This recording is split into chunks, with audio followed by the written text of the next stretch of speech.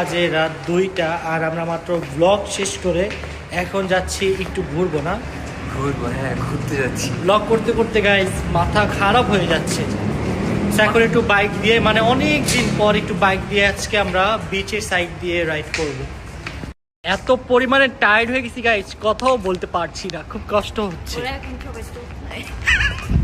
কথা বলতে গিয়ে এখন তোতলাই, এত টায়ার্ড ভাই, আর মাথা কাজ করতেছে। আর কত ব্লগ করব? টানা 18 দিন হয়ে গেছে আমি ব্লগ করতেছি, একদিনও রেস্ট নাই। ফার্স্টে গাইস স্কুটির ফুয়েল ফুল করে নিলাম। এখন আমরা ভরপুর ঘুরবো, ভরপুর বলতে 10-15 মিনিট ঘুরবো, দেন চলে যাবো, ঘুমাই যাবো ঘুম থেকে উঠে। দেন কালকে সকালবেলা আবার ব্লগ। কি একটা জীবন আছে, ব্লগ ব্লগ ব্লগ। আমি এখন ঘুমাই যাই। জয় আর ঋতু একটা স্কুটিতে অ্যান্ড আমরা আরেকটা স্কুটিতে, অ্যান্ড জয় কিন্তু নতুন বাইক চালানো শিখছে। সো ঋতু একটু সাবধানেই থাইকো, ওকে? না ইনশাল্লাহ ইনশাল্লাহ, জয় আস্তে আস্তে খুব ভালো একটা ড্রাইভার হয়ে যাবে, ইনশাল্লাহ ইনশাল্লাহ। অনেকদিন পর আজকে বিচে আসলাম, আর বিচে কেউ নাই, দেখো পুরা বিচ খালি।